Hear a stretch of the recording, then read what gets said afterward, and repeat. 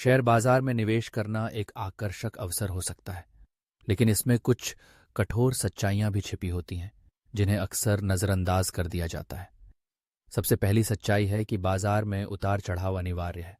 चाहे कितनी भी मजबूत रणनीति क्यों न हो, बाजार की अस्थिरता को पूरी तरह से नियंत्रित नहीं किया जा सकता।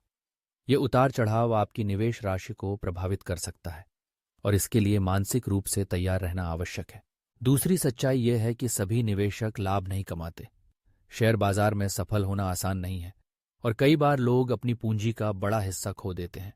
इसलिए बाजार में प्रवेश करने से पहले उचित शोध और सावधानीपूर्वक योजना बनाना अत्यंत महत्वपूर्ण है।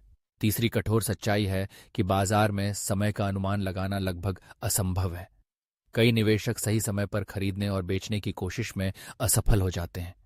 बाजार को समय देने की बजाय दीर्घकालिक निवेश दृष्टिकोण अपनाना अधिक समझदारी भरा हो सकता है।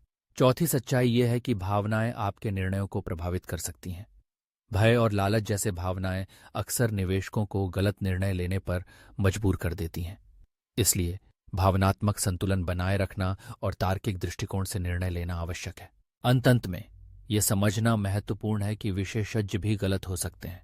बाजार में कोई भी 100% सही नहीं होता। इसलिए दूसरों की सलाह पर पूरी तरह निर्भर न होकर अपनी खुद की समझ और अनुसंधान पर भरोसा करना चाहिए।